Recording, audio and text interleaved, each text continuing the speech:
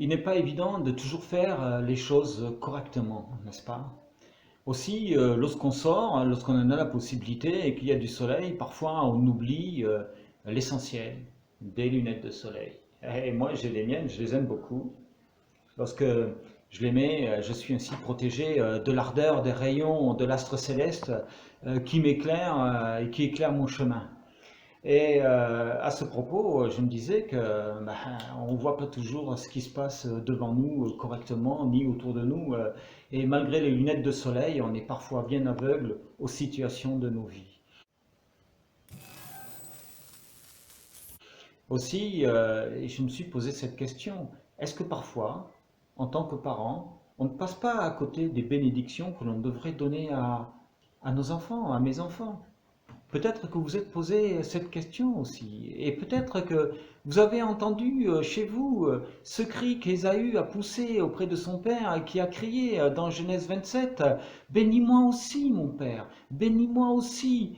Vous vous rendez compte, il venait de se rendre compte que il était passé à côté de sa bénédiction. Ça a dû être un moment terrible. Imaginons, nous, à notre niveau, combien ça peut être déséquilibrant pour un enfant de penser que ses parents ne s'occupent pas de lui, de penser que ses parents ne sont pas à la hauteur.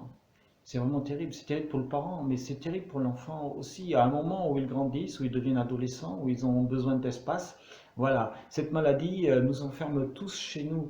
Alors c'est peut-être une occasion de renouveler nos vœux les uns envers les autres, de nous soutenir par des bénédictions multiples, de réassurer nos enfants des bénédictions que nous leur donnons, afin qu'ils se sentent prêts à affronter cette épreuve et à repartir dans le monde lorsque ce sera de nouveau possible. Oui, c'est vraiment le souhait que je formule pour nous tous, que ces instants de malheur soient transformés en instants de bonheur, chacun chez nous, parce que nous y avons droit. Bien sûr, on est enfermé, et bien sûr, la situation est compliquée. Certains ne peuvent pas aller au travail, beaucoup vont avoir quelques soucis ici et là. Mais ce qui est important, c'est que nous sommes tous ensemble néanmoins, nous sommes ensemble en famille et nous pouvons transformer cela en bénédiction. Bénédictions qui valent surtout parce que nous pouvons les partager. Et c'est ça qui est fantastique. Nous sommes maintenant tout proche du sabbat et je veux profiter de ce message pour vous souhaiter un très bon sabbat, un Shabbat Shalom réparateur, vraiment du fond du cœur. Mes amis, soyez assurés que nous ne sommes pas seuls, nous ne sommes pas abandonnés. Alors, un très bon sabbat à vous.